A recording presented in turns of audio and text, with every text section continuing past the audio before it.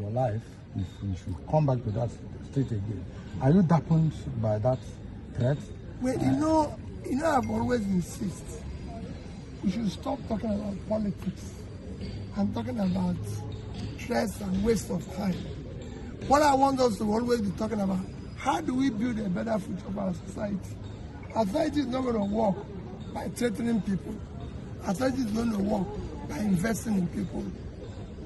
I went to Benin to invest in a better life of the people of the state.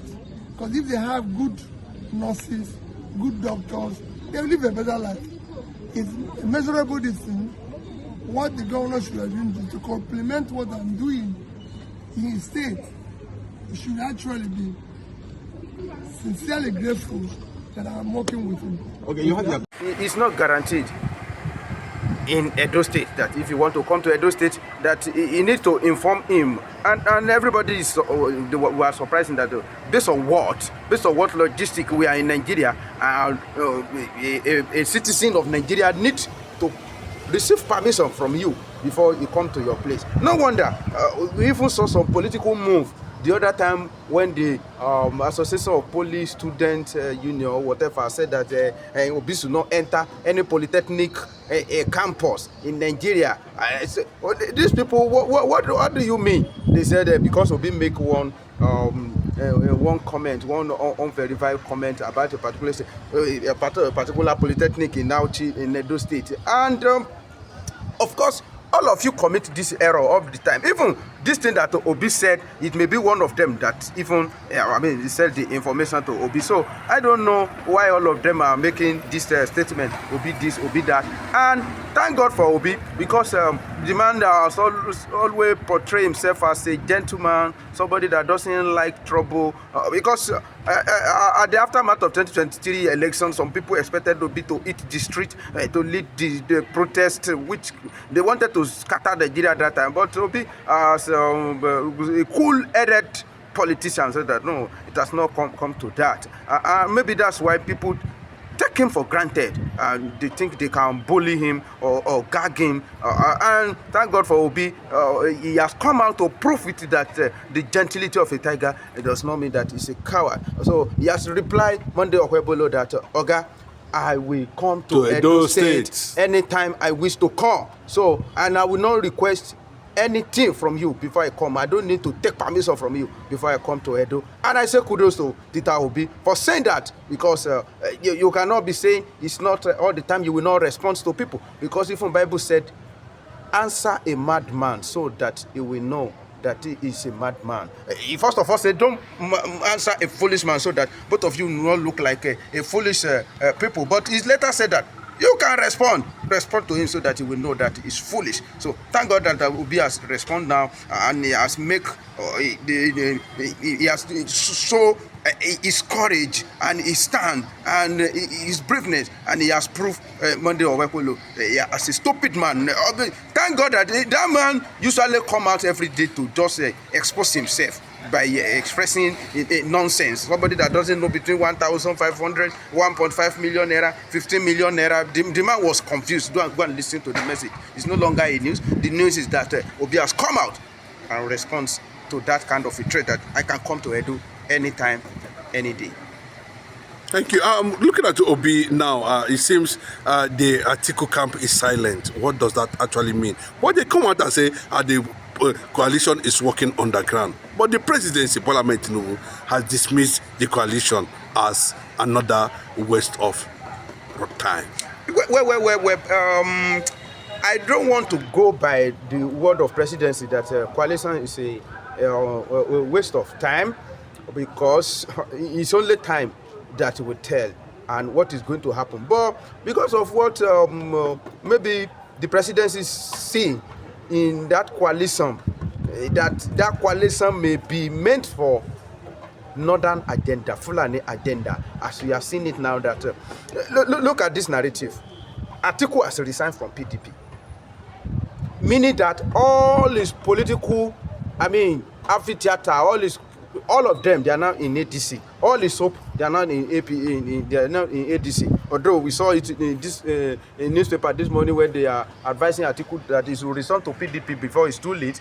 And I don't know what is remain for Atiku to go and pick a PDP again. He has picked their ticket several times and he has lost. So what else does it remain for Atiku in that place? So maybe the presidents have seen it that this coalition is meant for Atiku, and we saw that it was Atiku that was championing it. It was Atiku that brought David Mark to that place. It was Atiku that first of all went to Osun State to go and greet Aregbesola. And everybody knows that Aregbesola is actually an in-law to Atiku. So their word, of course, they will understand each other. And the synergy between Aregbesola and El Rufai, actually El Rufai has no told us that he wants power go back to the north, but everybody know that it's only little thing El Rufai can do if they decided to choose not as their president, in London as their presidential candidate. So maybe that's what presidency see.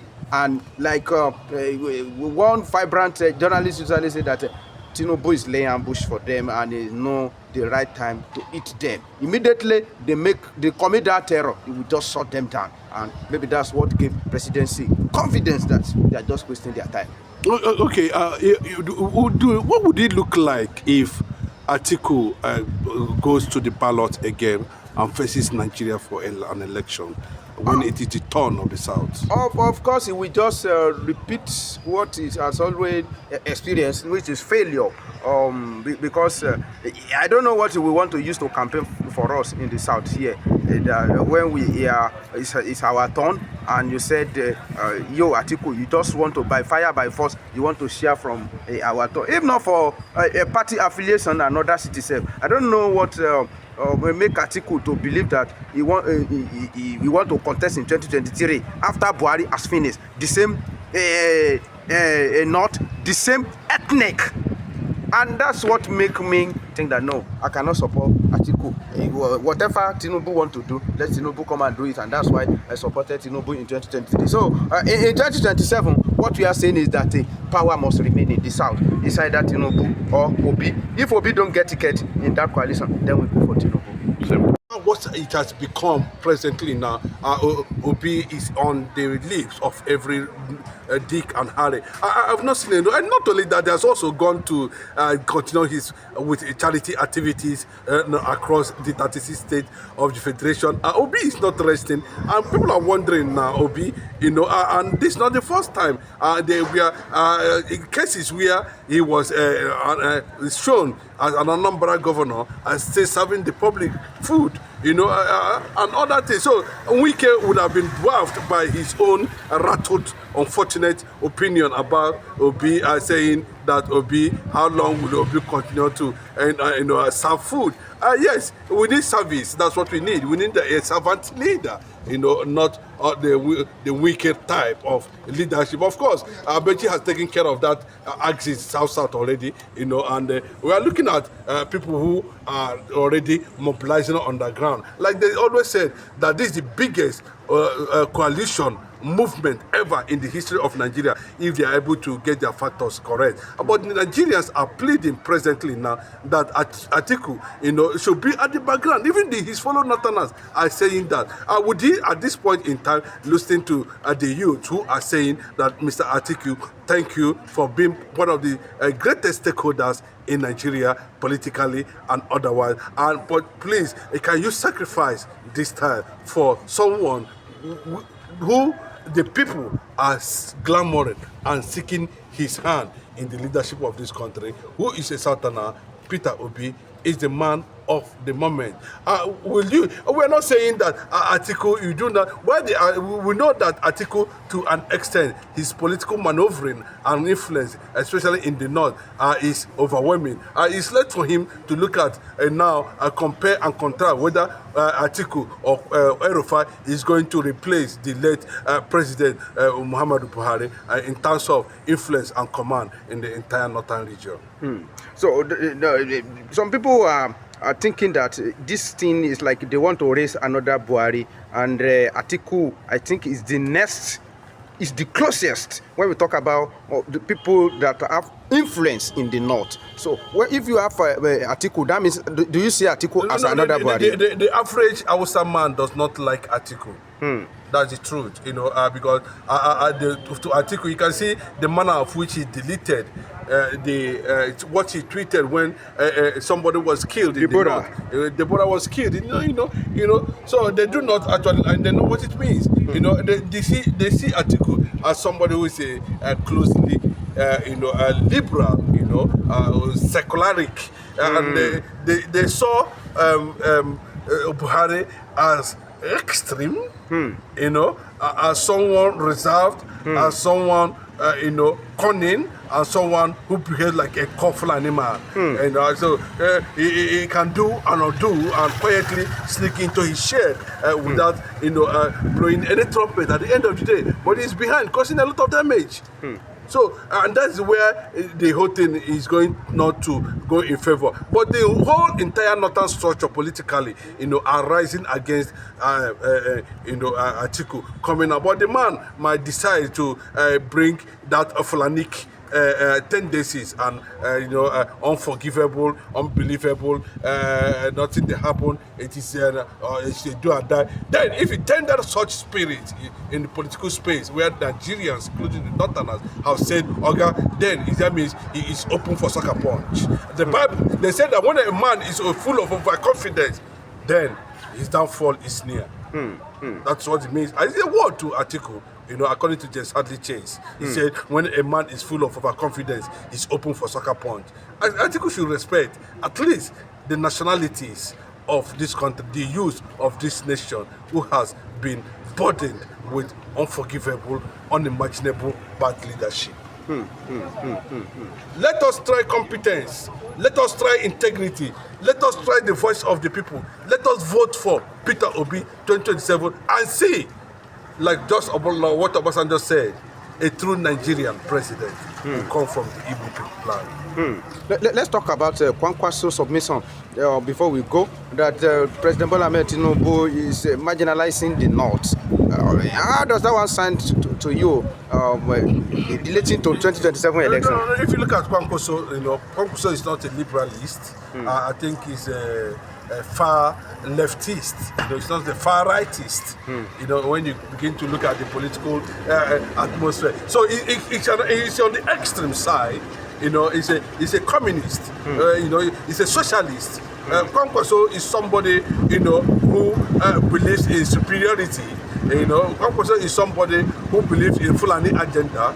Kwankwaso is somebody who believes in I can rule, it's our turn, born to rule factor.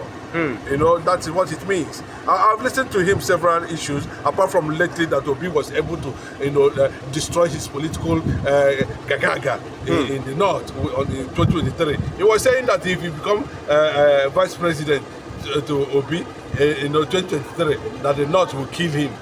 Then that he has more influence and have more votes. But we saw what happened in the ballot at the end of the day. Obi hit 7 million votes.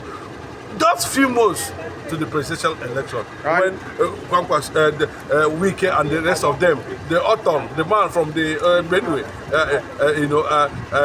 played a hanky-panky in the zoning arrangement. Obi moved. That's exactly what is going to happen. Look at what that he said. That is pleading. Everybody's pleading. That Ahmed is pleading. He had a meeting with the faction of the Labour Party. Allah Obi. Everybody's saying Allah Obi. Allah Obi. There must be something about Obi Nigerians want to actually see. Is this Obi really competent? Look at Obi public lecture. It just 2 days ago. I did about it yesterday. It was something else. And that is what who a president should be. That's the kind of president Nigeria need. Talk to us. Let us understand that you have the capacity and the integrity and the knowledge to govern a multi-ethnic nation, the most powerful black nation on earth, populous black nation on earth. You have what it takes to govern it. Then we'll be able to look at it. But some of our leaders don't know that line. Is it Buhari you want to talk about? How many can Buhari stand the crown? Can Buhari engage the crown? Has Buhari lectured before? They all did this thing because they felt that they fought Biafra war and they have compensated themselves, and Nigeria is still bleeding. bleeding. Even after all the rubbish, Nigeria is still bleeding. Thank you. Thank you very much. Please like this video, comment, share, and subscribe to this channel if you are watching for first time. Remain blessed.